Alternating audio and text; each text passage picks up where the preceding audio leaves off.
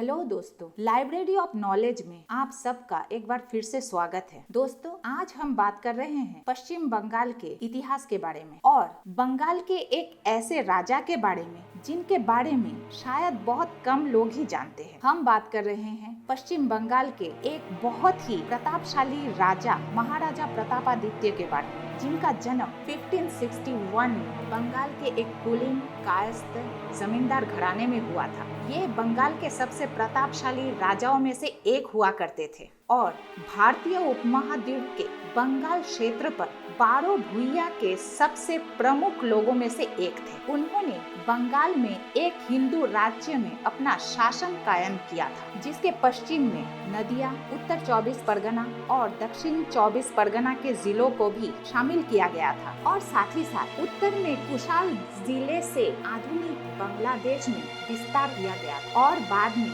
ये जशोर के एक हिंदू महाराजा के नाम से भी जाने जाने लगे। जशोर बंगाल और भारतीय उपमहाद्वीप, जिसका वर्तमान नाम बांग्लादेश है, और इसके साथ साथ उन्होंने पूर्व में बड़ीशाल, सुंदरबन और दक्षिण में बंगाल की खाड़ी में भी अपना शासन कायम किया था। प्रतापादित्य के पिता श्रीहरि अथवा श्रीधर तत्कालीन मुस्लिम सम्राट के सल्तनत के एक प्रभावशाली अधिकारी हुआ करते थे। श्रीहरि ने उस पद को पाने के लिए सुल्तान के विश्वसनीय वजीर लूदी खान की हत्या कर दी और उसके बाद सुल्तान ने श्रीहरि को विक्रमादित्य की उपाधि दी और साथ ही साथ उन्हें एक चंद खान की जमींदारी की उपाधि भी मिली, जो बिना किसी वारिस को छोड़े मर गए थे। मुगलों के हाथों सुल्तान का पतन हुआ और उसके बाद श्रीहरि ने सुल्तान के सभी खजानों को अपने हिरासत में ले लिया और वहां से फरार हो गए। श्रीहरि खुलना जिले के दलदल भूमि पे भाग गए और वहां जाके उन्होंने अपने आप को स्वतंत्र घोषित किया और महाराजा विक्रमादित्य की उपाधि धारण की। 1561 में प्रतापादित्य का जन्म हुआ और 1584 में उन्होंने राजत्व संभाला। श्रीहरि ने अपने राज्य को 2 हिस्सों में बांट दिया, जिसका एक बड़ा हिस्सा प्रतापादित्य को और दूसरा हिस्सा अपने भाई बसंत राय को दे दिया गया। बसंत राय प्रतापादित्य के चाचा थे और ये बात प्रचार हो चुकी थी कि महाराजा प्रतापादित्य ने अपने आप को स्वतंत्र घोषित करने के लिए अपने चाचा बसंत राय की हत्या कर दी। जब मुगल सम्राट जहांगीर को इस बात का पता चला कि प्रतापादित्य ने अपने चाचा बसंत राय की हत्या की और अपने आप को बंगाल का स्वतंत्र शासक घोषित किया, तो उन्होंने राजा मानसिंह को सेना के साथ भेजा बंगाल को अपने नियंत्रण में लेने के लिए। महाराजा प्रतापादित्य के बेटों का नाम था उदयादित्य और संग्रामादित्य और बेटी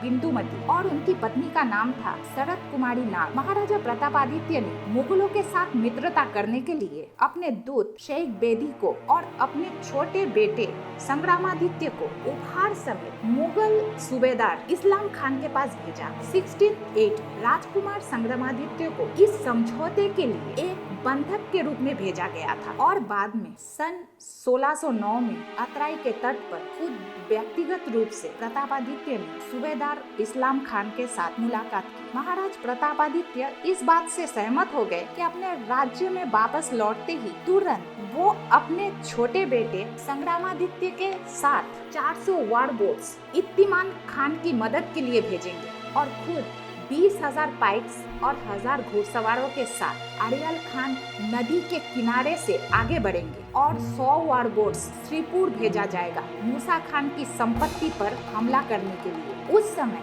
जमींदार प्रतापादित्य को सजा देने के लिए इस्लाम खान ने एक अभियान की तैयारी कर ली। प्रतापादित्य को एक हमले का एहसास हो चुका था और उन्होंने अपने छोटे बेटे संग्रामादित्य को 80 वार बोट्स के साथ इस्लाम खान के पास भेजा, लेकिन इस्लाम खान ने सख्त रवैया अपनाया और उनके राज्य को जीतकर उन्हें दंडित करने का फैसला ले लिया और उनके द्वारा भेजे गए सारे वार बोट्स को नष्ट करने का आदेश दिया। दोस्तों, अब बात आती है महाराजा प्रतापादित्य की विशाल सेना की। उन्होंने अपने सेना को 6 डिवीजन में डिवाइड किया हुआ था। Infantry, cavalry, artillery, archers, elephant division, जिसका मतलब है पैदल सेना, घुड़सवार सेना, तोपखाने, तीरंदाज, हाथी प्रभाग। महाराजा प्रतापादित्य ने अपनी सेना के लिए कई किले बनवाए। उनमें से 14 किले प्रमुख थे, जैसे कि जशोर, धूमघाट, रायगढ़, कमलापुर, बेतकाशी, शिवशाह, प्रतापनगर,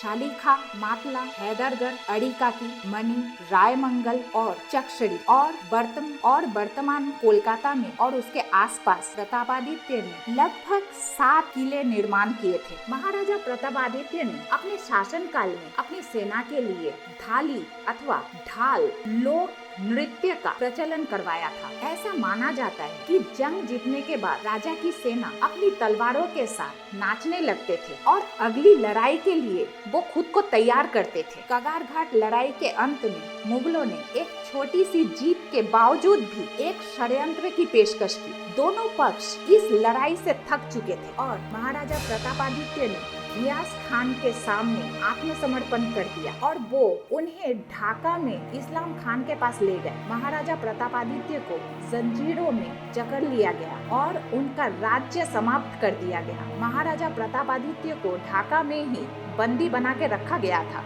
और उनके अंतिम दिनों के बारे में ज्यादा जानकारी नहीं है, पर मुगल दस्तावेज के अनुसार शायद वो एक कैदी के रूप में दिल्ली से होते हुए बनारस भाग गए थे और वापस बंगाल लौटते समय उनकी मृत्यु हो गई थी 1611 में।